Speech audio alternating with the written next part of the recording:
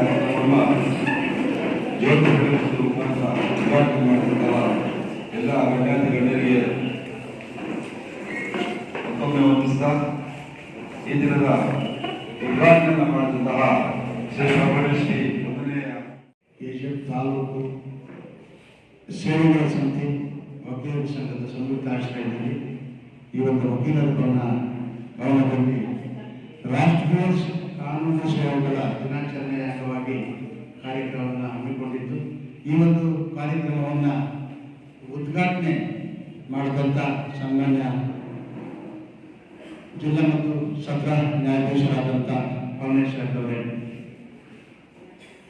ಈ ಒಂದು ಕಾರ್ಯಕ್ರಮದಲ್ಲಿ ಉಪಸ್ಥಿತರಿರುವ ಹಿರಿಯ ಶ್ರೇಣಿ ನ್ಯಾಯಾಧೀಶರಾದಂಥ ಪಾಟೀಲ್ ಸಾಹೇಬ್ರೆ, ಈ ಒಂದು ಕಾರ್ಯಕ್ರಮದಲ್ಲಿ ಪಾಲ್ಗೊಂಡಿರ್ತಕ್ಕಂಥ ಸಿವಿಲ್ ನ್ಯಾಯಾಧೀಶರಾದಂಥ ಮೇಡಮ್ ನಸರತ್ ಅವರೇ, ನ್ಯಾಯಾಧೀಶರಾದಂಥ ಮಂಜುನಾಥ್ ಸಾರ್ ಅವರೇ, ನ್ಯಾಯಾಧೀಶರಾದಂಥ ಕಿರಣ್ ಸಾರ್ ಅವರೇ, ಈ ಒಂದು ಕಾರ್ಯಕ್ರಮದ ಸಂಪನ್ಮೂಲ ವ್ಯಕ್ತಿ ಮತ್ತು ವಿಚಾರಗಳ ಬಗ್ಗೆ ತಮ್ಮೆಲ್ಲರನ್ನು ಹಂಚಿಕೊಂಡಂಥ ಹಿರಿಯ ವಕೀಲರಾದಂಥ ಶ್ರೀನಿವಾಸ ಸಾರ್ ಅವರೇ, ವಕೀಲರ ಸಂಘದ ಉಪಾಧ್ಯಕ್ಷರಾದ ಮಂಜಣ್ಣನವರೇ, ಕಾರ್ಯದರ್ಶಿಯಾದ ಕೆ ಸಿ ನಾಗರಾಜ್ ಅವರೇ, ಜಂಟಿ ಕಾರ್ಯದರ್ಶಿಯಾದ ನಾಗೇಂದ್ರನ್ ಅವರೇ ಹಾಗೂ ಇತರೆ ವಕೀಲರ ಸಂಘದ ಪದಾಧಿಕಾರಿಗಳೇ, ಹಿರಿಯ ಮತ್ತು ಕಿರಿಯ ವಕೀಲ ಮಿತ್ರರೇ ಹಾಗೂ ಈ ಒಂದು ಕಾರ್ಯಕ್ರಮದ ಫಲಾನುಭವಿಗಳೇ ಮತ್ತು ಮಾಧ್ಯಮ ಮಿತ್ರರೇ,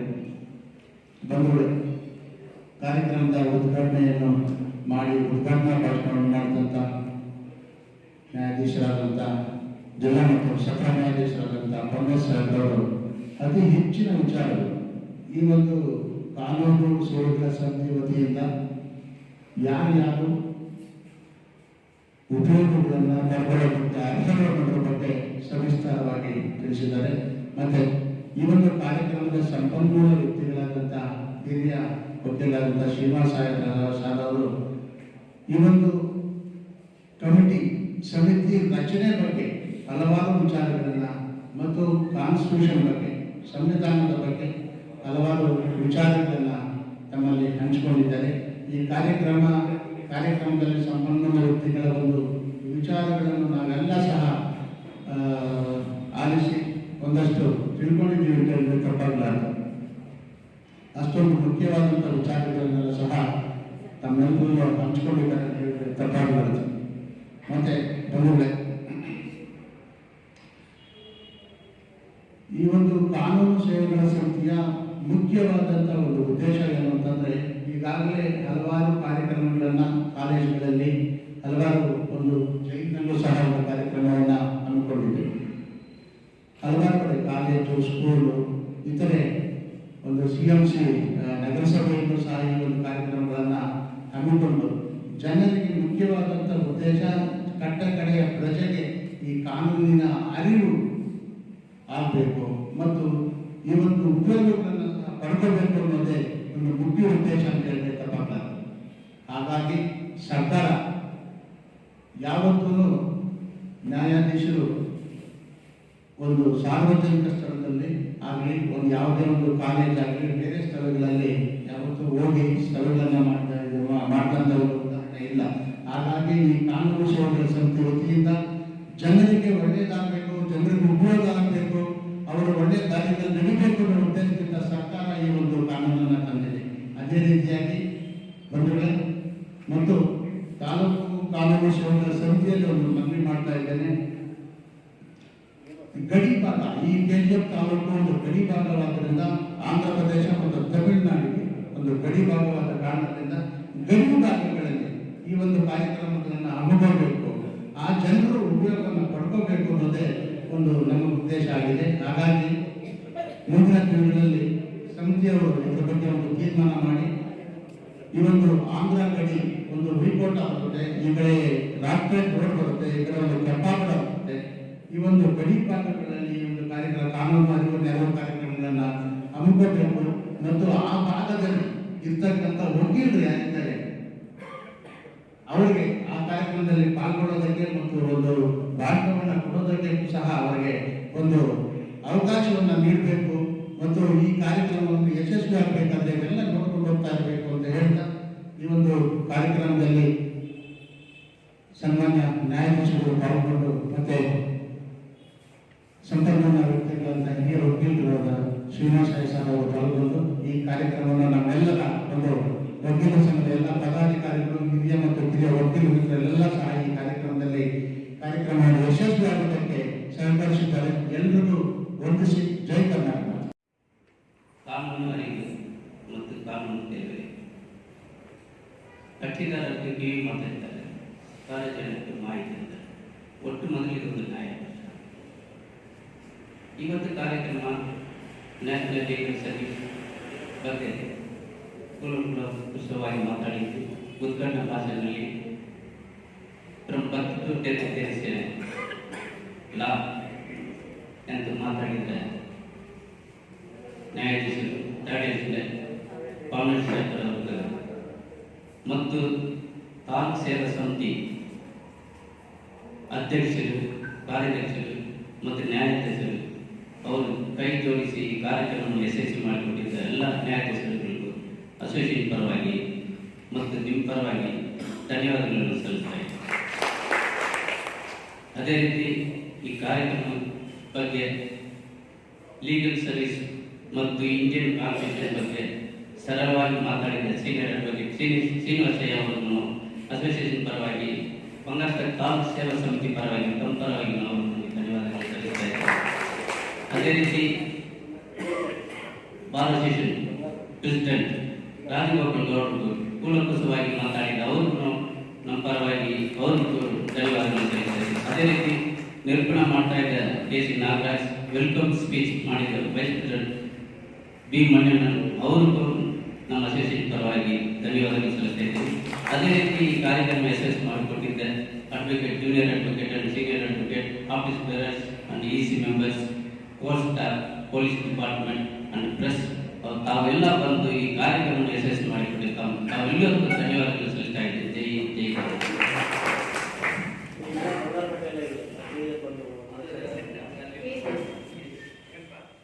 ಉದ್ಘಾಟನೆ ಮಾಡಿದಂತಹ ಶ್ರೀ ಪವನೇಶ್ ಸಾಹೇಬರು ಈ ಕಾನೂನು ಸೇವಾ ಪ್ರಾಧಿಕಾರದ ಬಗ್ಗೆ ಜಾಗತಿಕ ಮಟ್ಟದಿಂದ ನಮ್ಮ ಮಟ್ಟದಲ್ಲೂ ಬಹುಶಃ ಎಲ್ಲ ವಿಚಾರಗಳನ್ನು ಹೇಗೆ ಉದ್ಭವ ಆಯಿತು ಅನ್ನೋದ್ರಿಂದ ಹಿಡಿದು ಅದರ ಕಾರ್ಯವ್ಯಾಪ್ತಿಯನ್ನು ಸವಿಸ್ತಾರವಾಗಿ ಹೇಳಿ ಬಹುಶಃ ಮುಂದೆ ಬರುವಂತಹ ಭಾಷಣಕಾರರಿಗೆ ಏನು ಮಾತುಗಳನ್ನು ಆಡಲಿಕ್ಕೆ ವಿಚಾರವನ್ನು ಬಿಟ್ಟಿಲ್ಲ ಅನ್ನೋ ರೀತಿಯಲ್ಲಿ ಪೂರ್ತಿಯನ್ನು ಹೇಳಿದ್ದಾರೆ.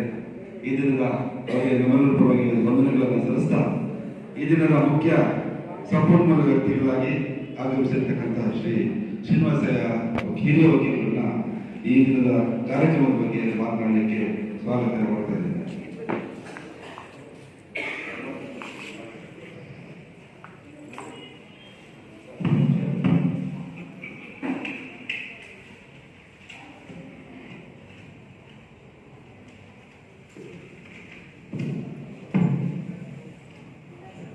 Good morning to everybody, one and each, all of you. Honorable First Additional District and Session Judge, in charge, Third Additional District Judge, Secretary Pola, Sri Pawnesh Sir. Honorable Additional Senior Civil Judge, Sri Mahesh Patil Sir. Honorable Principal Civil Judge, JMC, JM. Shrimati Nusrat Mukhtar Ahmed Khan madam. Honorable First Additional Civil Judge JMC Sri Manjunath Sir. Honorable Second Additional Civil Judge JMC Sri Kirit SP Sir. November 9ನೇ ತಾರೀಕು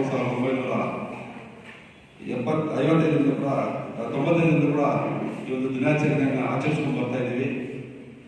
ಈ ಒಂದು ನಮ್ಮ KGF taluk ಕಾನೂನು ಸೇವೆಗಳ ಸಮಿತಿ ಆಶ್ರಯದಲ್ಲಿ ಹಾಗೂ ವಕೀಲರ ಸಂಘದ ಸಂಯೋಜನೆಯೊಂದಿಗೆ ಇವತ್ತಿನ ದಿನ ಈ ಒಂದು ರಾಷ್ಟ್ರೀಯ ಕಾನೂನು ಸೇವೆಗಳ ದಿನಾಚರಣೆ ಹಮ್ಮಿಕೊಂಡಿದ್ದೀವಿ.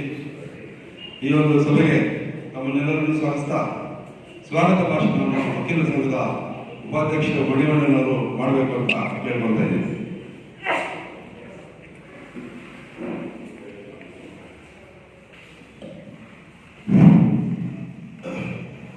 ನಮಸ್ಕಾರ. ಇದು special day Today, we are commemorating the National Service, Legal Service Day, under the auspices of our Honorable Director, Assistant Judge, Sriman Boyd, sir. Having consented to raise this occasion to nag this function, I welcome you, sir. On behalf of myself, behalf of so also, the Legal Service Day is an integral part of society, and it's uprooted to the various ways in the deepest way of thought world, including the grassroots people working for law and justice, our honorable judges. And I welcome and raise this occasion our honorable chairman of Taluk Legal Committee, our additional senior civil judge,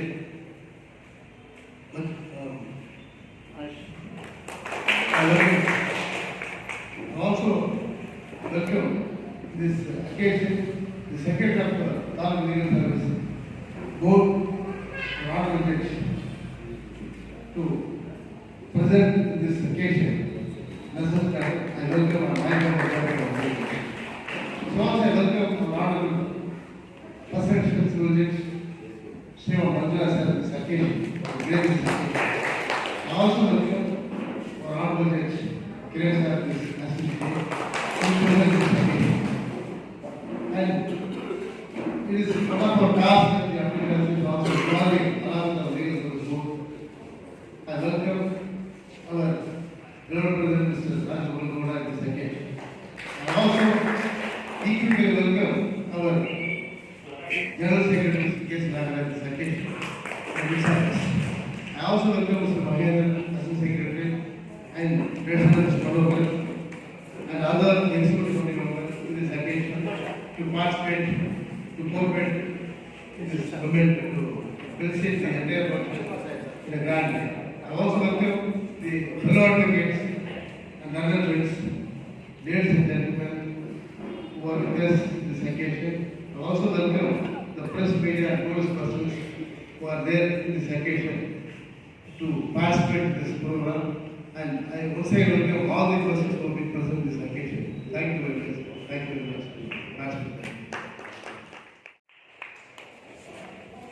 ಇದೀಗ ಮುಖ್ಯ ಅತಿಥಿಗಳಾಗಿ ಆಗಮಿಸಿರ್ತಕ್ಕಂಥ ಶ್ರೀ ಮಹೇಶ್ ಪಾಟೀಲ್ ಸಾಹೇಬರಿಗೆ, ವಕೀಲ ಸಂಘದ ಉಪಾಧ್ಯಕ್ಷ Naseer Mukhtar Ahmed Saheb madam ಅವರಿಗೆ, madam Murugan ಅವರಿಗೆ, ಮಗೇಂದ್ರ ಅವರಿಂದ ನಿರ್ಮಾಣ, ಎರಡನೆಯ ಸಿವಿಲ್ ವಿಭಾಗದಿಂದ ನಿರ್ಮಾಣ,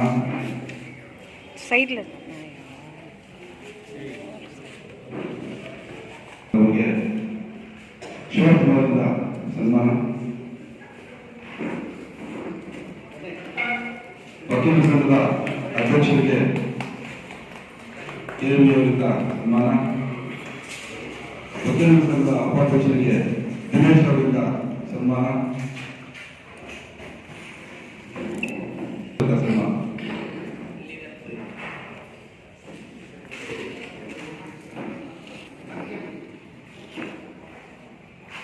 ಮತ್ತೊಮ್ಮೆ ಎಲ್ಲರೂ ಕೂಡ ಸ್ವಾಗತವನ್ನು ಹಾಕುತ್ತಾ ಈ ದಿನದ ಕಾರ್ಯಕ್ರಮವನ್ನು ಉದ್ಘಾಟನೆ ಮಾಡಿರ್ತಕ್ಕಂಥ ಸಮಯದ ಅಭಾವದ ಅನ್ಯಥ ತಪ್ಪು ತಿಳ್ಕೋಬೇಡಿ. ದಯವಿಟ್ಟು 11 ಗಂಟೆಗೆ ಕಾರ್ಯಕ್ರಮ ಮುಗಿಸೋದ್ರಿಂದ ಶಾರ್ಟ್ ಅಂಡ್ ಸ್ವೀಟ್ ಆಗಿ ಮುಗಿಸೋಣ ನಿಟ್ಟಿನಲ್ಲಿ ಈ ದಿನದ ಉದ್ಘಾಟನೆ ಮಾಡಿದಂತಹ ಶ್ರೀ ಪವನೇಶ್ ಡಿ ಸಾಹೇಬರನ್ನ ಉದ್ಘಾಟನಾ ಭಾಷಣವನ್ನು ಮಾಡೋಕ್ಕಾಗಿ ತಮ್ಮೆಲ್ಲರ ಮುಖಾಂತರ ಕೋರ್ಪಟ್ಟಿದ್ದೀವಿ.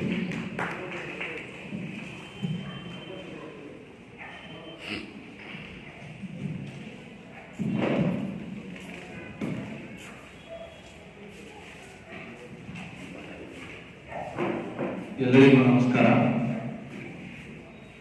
ತಾಲೂಕು ಕಾನೂನು ಸೇವೆಗಳ ಸಮಿತಿ ಕೆಜಿಎಫ್ ಮತ್ತು ವಕೀಲರ ಸಂಘ ಕೆಜಿಎಫ್ ಸಂಯುಕ್ತ ಆಶ್ರಯದಲ್ಲಿ ಇಂದು ನಾವು ರಾಷ್ಟ್ರೀಯ ಕಾನೂನು ಸೇವೆಗಳ ದಿನಾಚರಣೆಯನ್ನು ಆಚರಿಸ್ತಾ ಇದ್ದೇವೆ. ಈ ಕಾನೂನು ಸೇವೆಗಳ ದಿನಾಚರಣೆಯನ್ನು ಯಾಕೆ ಆಚರಿಸಬೇಕು ಅಂತ ನೀವೆಲ್ಲ ತಿಳ್ಕೊಳ್ಳೋದು ಬಹಳ ಮುಖ್ಯ. ಇದರ ಹಿನ್ನೆಲೆ ಏನು, ಯಾಕೆ ಇದನ್ನು ಆಚರಣೆ ಮಾಡ್ಕೊಂಡು ಬರ್ತಾ ಇದ್ದೀವಿ, ಈ ಕಾನೂನು ಸೇವೆಗಳ ಪ್ರಾಧಿಕಾರ ಅಂದ್ರೆ ಏನು, ಅದ್ರ ಉಪಯೋಗ ಏನು ಜನಕ್ಕೆ ಅಂತ ತಿಳ್ಕೊಳ್ಳೋದು ಬಹಳ ಮುಖ್ಯವಾದದ್ದು. ನಿಮ್ಗೆಲ್ಲರಿಗೂ ಗೊತ್ತಿರೋ ಹಾಗೆ ನಮ್ಮ ದೇಶದಲ್ಲಿ ನಮ್ಮ ಸಂವಿಧಾನ ದಡಿ ಹಲವಾರು ಕಾನೂನುಗಳನ್ನ ಕೇಂದ್ರ ಮತ್ತು ರಾಜ್ಯ ಸರ್ಕಾರಗಳು ರಚನೆ ಮಾಡುತ್ತೆ. ಅಂತಹ ಸಂವಿಧಾನದ ಅನುಚ್ಛೇದ 39A ಆರ್ಟಿಕಲ್ 39A ಪ್ರಕಾರ to promote justice on basis of equal opportunity including to provide free legal aid ಅಂತ ಒಂದು ಜವಾಬ್ದಾರಿ,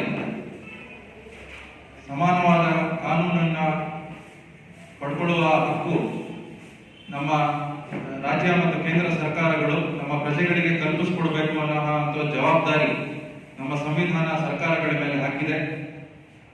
ಅದರಡಿ ಫ್ರೀ ಲೀಗಲ್ ಏಡ್, ಉಚಿತವಾಗಿ ಕಾನೂನಿನ ನೆರವನ್ನು ಪಡ್ಕೊಳ್ಳೋದು ಕೂಡ ಒಂದು ಹಕ್ಕನ್ನು ಕಲ್ಪಿಸಿಕೊಡ್ಬೇಕು ಅಂತ ಜವಾಬ್ದಾರಿ ನಮ್ಮ ಸರ್ಕಾರಗಳದಾಗಿದೆ ನಮ್ಮ ಸಂವಿಧಾನದಲ್ಲಿ.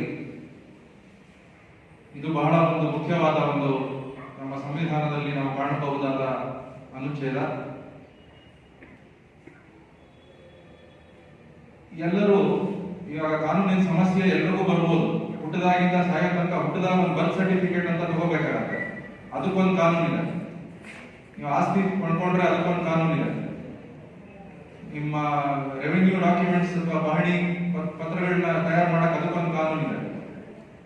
ನೀವು ಅಂಗಡಿ ಸಾಮಾನು ಕೊಂಡ್ಕೊಳ್ಳೋದಕ್ಕೆ ಅದಕ್ಕೊಂದು MRP ಅಂತ ಅದಕ್ಕೊಂದು ಕಾನೂನಿದೆ. ಎಲ್ಲದಕ್ಕೂ ಕಾನೂನಿದೆ.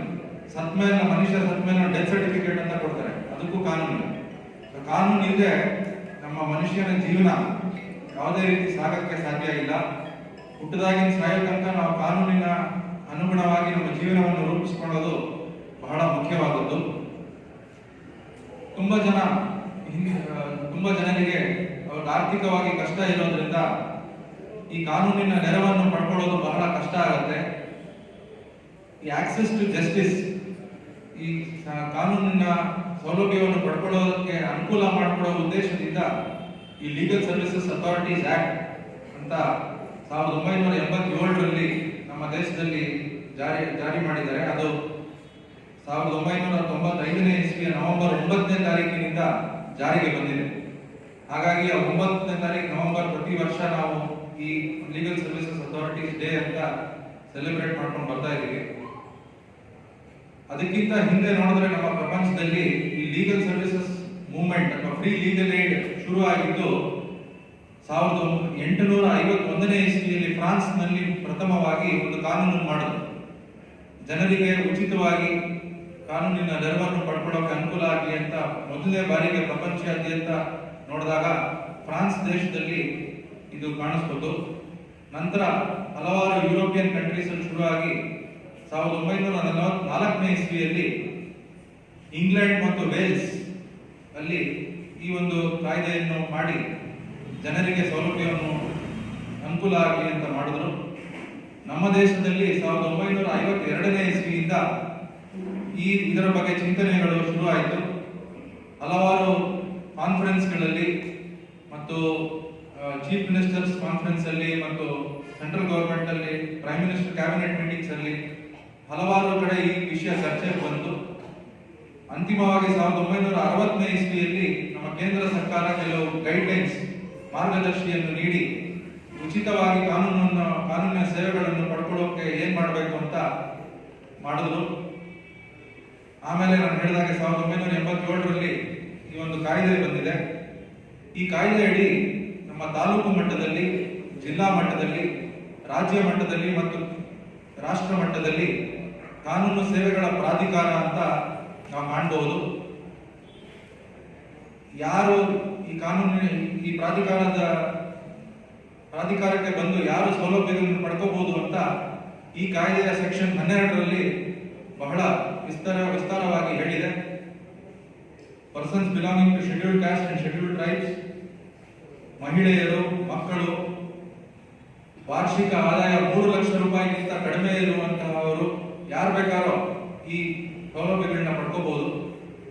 ನಿಮ್ಗೆ ಒಬ್ಬ ಲಾಯರ್ಗೆ ಫೀಸ್ ಕೊಟ್ಟು ಕೇಸನ್ನು ನಡೆಸ್ಕೊಳಕ್ ಕೋರ್ಟ್ ಅಲ್ಲಿ ಆಗದೆ ಹೋದ್ರೆ ನಮ್ಮ ಈ ಪ್ರಾಧಿಕಾರಗಳಿಗೆ ಬಂದು ಒಂದು ಅರ್ಜಿಯನ್ನು ಕೊಡಬೇಕಾಗತ್ತೆ. ಒಂದು ಅಫಿಡವಿಟ್ ಜೊತೆ ನಿಮ್ಗೆ ಇನ್ಕಮ್ ಸರ್ಟಿಫಿಕೇಟ್ ಅಥವಾ ಕ್ಯಾಸ್ಟ್ ಸರ್ಟಿಫಿಕೇಟ್ ಏನೂ ಬೇಕಾಗಿಲ್ಲ. ನಿಮ್ಮ ಅಫಿಡವಿಟ್ ಮತ್ತೆ ಅರ್ಜಿಯನ್ನು ಕೊಟ್ರೆ ನಿಮ್ಗೆ ಉಚಿತವಾಗಿ ಒಬ್ಬ ಪರಿಣಿತ ಹೊಂದಿರುವ ವಕೀಲರನ್ನು ನಿಮ್ಗೆ ನೇಮಕ ಮಾಡ್ಕೊಡ್ತೀವಿ. ನಿಮ್ಮ ಕಾನೂನಿಗೆ ಸಲಹೆ ಪಡ್ಕೊಂಡು ನಿಮ್ಮ ಕೇಸನ್ನು ಉಚಿತವಾಗಿ ನಿಮ್ಮ ಪರವಾಗಿ ಕೋರ್ಟ್ ಅಲ್ಲಿ ಯಾವುದೇ ಫೀಸ್ ಇಲ್ಲದೆ ನಡೆಸ್ತಾರೆ. ಇದಲ್ಲದೆ ಮುಖ್ಯವಾಗಿ ಈ ಕಾಯ್ದೆಯಡಿ ಲೋಕ ಅದಾಲತ್ ಅಂತ ನಾವು ಪ್ರತಿ 2 ತಿಂಗಳು 3 ತಿಂಗಳು ಒಂದ್ಸತಿ ಹಮ್ಮಿಕೊತೀವಿ. ರಾಜಿ ಸಂಧಾನದ ಮೂಲಕ ಹಲವಾರು ಪ್ರಕರಣಗಳನ್ನ ಇತ್ಯರ್ಥಪಡಿಸ್ತೀವಿ. ಉಚಿತವಾಗಿ ಆದಷ್ಟು ಬೇಗ ಪರಿಹಾರವನ್ನು ನೀವುಗಳು ಪಡ್ಕೋಬಹುದು. ಅಂದ್ರೆ ಯಾವ ರಾಜಿಯಾಗುವಂತಹ ಪ್ರಕರಣಗಳು ಮಾತ್ರ ಅಂತಹ ಲೋಕ ಅದಾಲತ್ ಅನ್ನು ತಗೊಳ್ಬಹುದು. ಸಿವಿಲ್ ಆಗಿರ್ಬೋದು ಅಥವಾ ಕ್ರಿಮಿನಲ್ ಆಗಿರ್ಬೋದು. ಈ ರಾಜಿ ಸಂಧಾನದ ಮೂಲಕ ಕೇಸ್ ತೀರ್ಮಾನ ಆದ್ರೆ ಯಾವುದೇ ಪಕ್ಷಗಾರರು ಅಪೀಲ್ ಹಾಕುವಾಗಿಲ್ಲ. ಕೇಸ್ ಇಮಿಡಿಯೇಟ್ ಮುಗ್ದೋಗುತ್ತೆ. ನಿಮ್ಗೆ ಪರಿಹಾರ ಕೂಡ ಇಮಿಡಿಯೇಟ್ ಸಿಗತ್ತೆ.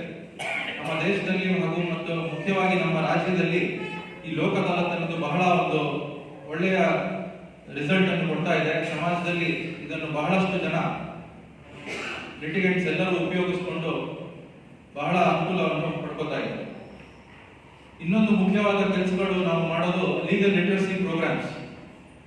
ನಮ್ಮ ಲೀಗಲ್ ಸರ್ವಿಸಸ್ ಅಥಾರಿಟಿಯಲ್ಲಿ ಪ್ಯಾನಲ್ ಅಡ್ವೊಕೇಟ್ಸ್ ಅಂತ ಇರ್ತಾರೆ. ವಕೀಲರು ನಮ್ಮ ಜೊತೆ ಹಲವಾರು ಕಡೆ ಸ್ಕೂಲ್ಸ್ ಇರ್ಬೋದು, ಹಳ್ಳಿಗಳಿರ್ಬೋದು, ಪಂಚಾಯಿತಿಗಳಿರ್ಬೋದು, ಎಲ್ಲ ಕಡೆ ಹೋಗಿ ಒಂದು ಕಾನೂನಿನ ವಿಷಯವನ್ನು ತಗೊಂಡು ಜನರಿಗೆ ಅರಿವನ್ನು ಮೂಡಿಸೋದು ಬಹಳ ಒಂದು ಇಟ್ಸ್ ಕಂಟಿನ್ಯೂಸ್ ಪ್ರೋಸೆಸ್. ಇಡೀ ವರ್ಷ ನಮ್ಮ ಕ್ಯಾಲೆಂಡರ್ ಪ್ರಕಾರ ನಾವು ಎಲ್ಲ ಕಾರ್ಯಕ್ರಮಗಳನ್ನು ಹಮ್ಮಿಕೊಂಡಿದ್ದೀವಿ. ಈ ಒಂದು ಮಹತ್ತರವಾದ ಕೆಲಸವನ್ನು ನಮ್ಮ ವಕೀಲರ ಸಹಯೋಗದಿಂದ ನಾವು ಮಾಡ್ಕೊಂಡು ಬರ್ತಾ ಇದ್ದೇವೆ. ಜನರಿಗೆ ಆದಷ್ಟು ಅರಿವನ್ನು ಮೂಡಿಸೋದು ಬಹಳ ಮುಖ್ಯ ಅಂತ ಈ ಕಾರ್ಯಕ್ರಮಗಳು ನಾವು ನಮ್ಮ ನ್ಯಾಷನಲ್ ಲೀಗಲ್ ಸರ್ವಿಸಸ್ ಅಥಾರಿಟೀಸ್ ಅವರ ನಿರ್ದೇಶನದ ಮೇರೆಗೆ ಹಮ್ಮಿಕೊಳ್ತಾ ಬರ್ತಾ ಇದ್ದೀವಿ. ಇನ್ನೂ ಹಲವಾರು ಸ್ಕೀಮ್ಸ್ಗಳಿದೆ.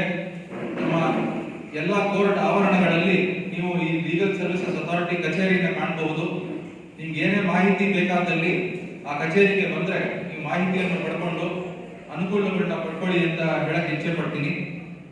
ನೀವಷ್ಟೇ ಅಲ್ಲ, ನಿಮ್ಮ ಊರಿನಲ್ಲಿ ಇರುವ ಜನರಿಗೆ ಈ ಕಾನೂನು ಸೇವೆಗಳ ಪ್ರಾಧಿಕಾರದ ಬಗ್ಗೆ ಇನ್ನೂ ಹೆಚ್ಚಿನ ಮಾಹಿತಿಯನ್ನು ಪಡ್ಕೊಳ್ಳಲು ನೀವು ಅವರು ದಯವಿಟ್ಟು ಎಲ್ಲರೂ ತಿಳಿಸಿ, ಅವರೆಲ್ಲರೂ ಈ ಅನುಕೂಲವನ್ನು ಪಡ್ಕೊಳ್ಳಿ. ಮತ್ತೆ ನಾನು ಹೇಳಿದಾಗೆ ನಮ್ಮ ಅಡ್ವೊಕೇಟ್ಸ್ ಏನಿದ್ದಾರೆ, ವಕೀಲರು ಏನಿದ್ದಾರೆ, they are the torch bearers of judiciary. ಅವರು ನಿಮ್ಮೆಲ್ಲರ ಪಬ್ಲಿಕ್ ಅಲ್ಲಿ ಸೊಸೈಟಿಲಿ ಡೈರೆಕ್ಟ್ ಸಂಪರ್ಕ ಇರುತ್ತೆ ನಿಮ್ಮೆಲ್ಲರ ಜೊತೆ. ಅವ್ರಿಗೆ ನಾನು ರಿಕ್ವೆಸ್ಟ್ ಮಾಡ್ಕೊಳ್ಳೋದು ಅಂದ್ರೆ ಅವರ ಪ್ರೊಫೆಷನ್ ನಡೆಸೋದ್ರ ಜೊತೆ ವರ್ಷದಲ್ಲಿ ಅಟ್ಲೀಸ್ಟ್ ಒಂದು 10% ಆಫ್ ದ ಕೇಸಸ್ ನ ಪ್ರೋ ಬೋನೋ ಸರ್ವಿಸ್ ಮಾಡಿ ಉಚಿತವಾಗಿ ಜನಗಳಿಗೆ ಒಂದು ಕೇಸನ್ನು ನಡೆಸಿ ಅನುಕೂಲ ಮಾಡಿಕೊಡ್ಲಿ ಅಂತ ನಾನು ಅವ್ರನ್ನೆಲ್ಲರನ್ನು ವೈಯಕ್ತಿಕವಾಗಿ ರಿಕ್ವೆಸ್ಟ್ ಮಾಡ್ತಾ ಇದ್ದೀನಿ. ಅವರ ಸಹಕಾರ ಇಲ್ಲದೆ ನಾವು ನಮ್ಮ ಪ್ರಾಧಿಕಾರದ ಯಾವುದೇ ಕೆಲಸ ಕಾರ್ಯಗಳು ಮಾಡೋದು ಬಹಳ ಕಷ್ಟ ಇದೆ. ಬಹಳ ಹಿಂದಿನಿಂದಲೂ ಈಗಲೂ ಮತ್ತು ಮುಂದೆನೂ ಎಲ್ಲ ರೀತಿ ಸಹಕಾರ ಅವರಿಂದ ಸಿಗತ್ತೆ ಎನ್ನುವ ನಂಬಿಕೆ ಇದೆ ಮತ್ತು ಒಳ್ಳೆ ರೀತಿಯಲ್ಲಿ ಸಮಾಜಕ್ಕೆ ನಾವು ಒಂದು ಸೇವೆಯನ್ನು ಸಲ್ಲಿಸಬಹುದು ಅಂತ ನಾನು ಭಾವಿಸ್ತೀನಿ. ನಾವೆಲ್ಲರೂ ಕೈ ಜೋಡಿಸಿ ನಮ್ಮ ಸಮಾಜವನ್ನು ಒಳ್ಳೆ ದಾರಿಯಲ್ಲಿ ಕರ್ಕೊಂಡು ಹೋಗೋಣ. ಯಾವುದೇ ಕಾನೂನಿಗೆ ಸಂಬಂಧಪಟ್ಟಂತೆ ಸಮಸ್ಯೆ ಇರುವ ವ್ಯಕ್ತಿಗೆ ತೊಂದರೆ ಆಗದೆ ಸುಲಭವಾಗಿ ಕಾನೂನಿನ ನೆರವನ್ನು ಪಡ್ಕೋಬಹುದು ಅನ್ನುವ ಒಂದು ಅನುಕೂಲವನ್ನು ನಾವೆಲ್ಲರೂ ಕೈ ಜೋಡಿಸಿ ಮಾಡೋಣ ಅಂತ ಹೇಳ್ತಾ ನನ್ನನ್ನು ಈ ಕಾರ್ಯಕ್ರಮಕ್ಕೆ ಕರೆದು ಉದ್ಘಾಟನೆಯನ್ನು ಮಾಡಿ ನಿಮ್ಮೆಲ್ಲರ ಜೊತೆ ನನ್ನ ಅನಿಸಿಕೆಗಳನ್ನು ಹಂಚಿಕೊಳ್ಳುವ ಅವಕಾಶ ಮಾಡಿಕೊಟ್ಟು ಎಲ್ಲರಿಗೂ ನನ್ನ ನಮಸ್ಕಾರ. Importance of this national survey is already explained by the Honorable First Instance District Secretary in a detailed manner, and its history and its backgrounds and its programs and the benefits however all will explain in detail, so that I will not touch all those things here. Now I wanted to say that this Importance Day, how this has, that is history of this day, before prior to passing of National Legal Authority Act 1987, what was prevailing in Karnataka is concerned, because earlier to passing the act in Karnataka there was a legal aid board was constituted under the chairmanship of former Honorable Law Minister Professor A. Lakshmi Sagar, wherein district level, taluk level also committees were formed and they were giving help. That is one aspect of the case. After passing of National Legal Services Authority Act 1997, that has been done. Now the Karnataka government made rules for constituting this act is concerned. Now under the said act, that is under the Legal Service Act 1987, which came into force only on 11 November 1995. Today, this day has been celebrated to commemorate the enactment of Legal Service Act 1987. Because of this day only, the Honorable Supreme Court of India has started to provide legal aid to depressed class, scheduled caste, scheduled tribes, etc., etc.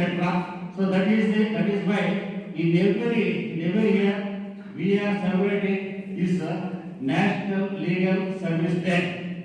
This under the said act, National Legal Services Authorities has been constituted under the chairmanship of Justice Dr. A.S. Anand in the year December 1995, and he was executive chairman, and when he became Chief Justice of India in the year 1997, Justice Boroka was the executive chairman of the Legal Service Authorities Act. At present, the Chief Justice of India is the patron-in-chief of Legal Service Act, and the executive chairman of Udaya Mahesh Lalit, Justice Supreme Court Judge, President of Supreme Court Judge, he is the executive chairman today. Because it is very important to note that the Honorable Justice, His Lordship Justice L.M. Udaya Mahesh Lalit was born only on November 1957. So this is also very important on his part that on this stage where we give an effect this legal services day is concerned. So that is why that is also important. President Executive Chairman, the attorneys Justice Lalit sir, that is another aspect is concerned. Now as far as that aspect we have to touch where we get these sources of passing all enactments, each and every act passed in Parliament. That is, what is the sources? The sources is the Indian Constitution. Our Constitution is the one of the largest written Constitution in the world. It is a fine. See, you see that one Constitution, the preamble says, we, the people of India, having solemnly resolved to government to India sovereign, socialist, secular, democratic and republic state to secure all its citizens in the field of justice, liberty, equality, fraternity. The four pillars of the Constitution is justice, liberty, equality and fraternity. Justice means what? In the field of justice in the political, social, economic justice. That is liberty of thought, expression, worship, etc. And equality, equal opportunities. Equal opportunity means all are equal in the law. That is a common word. How all are equal in the law? Like should be treated as alike, not unlike. In that background only, all are equal in the law. That is very important aspect. And as far as fraternity is concerned, that is a brotherhood. We the people are brothers. Each other, we have to respect each and everyone. We want to create others as brothers. So that is the preamble of the Indian Constitution. The Constitution, the source of the Constitution is the people of India. We the people of India. That is the sources of the Indian Constitution. Now it is not taken from anywhere. India is a sovereign state. We are not in any of sovereignty supreme power. We are in the supreme in ourselves. That is sovereign state, social state, secular state, and democratic and republic state. So that is how this now under the Constitution, because the Constitution is very important. Under the Constitution Part third of the Constitution deals with the fundamental rights. Part third, Article 12 to 35. That is dealing with the respect of fundamental rights is concerned. Fundamental rights is an important aspect of every citizen because to vote is a right. Because it is a right, it is a fundamental. Fundamental right is very important. So that is called as this part third of the Constitution is also called as Magna Carta of India, because in there the Magna Carta passed in England, so giving certain liberties to its citizens by the King George on that time. So it is also an important aspect. So that is fundamental rights is an important. Article 12 to 35. Article 12 says, Article 12, the meaning of the state is defined. Article 30, the word law is defined. What is law? And Article 14 to 88, equality is defined. Equal clause. See, in the Indian Constitution, very important is aspect, that is, all are equal in the eye of law, equal before the law, and equal after before the law. Equal before the law, every Constitution finds, but equal opportunities under the law is also included in the Indian Constitution and Article 14 is concerned. And like take for example, that is worship, faith and worship is concerned. Article 25 to 28, right to religion is concerned. See, under the Constitution, anyone can profess any religion of his choice, his fellow. He can profess, practice and propagate that one. That means Constitution gives everyone should go to heaven only. That is his own way. Which is selected.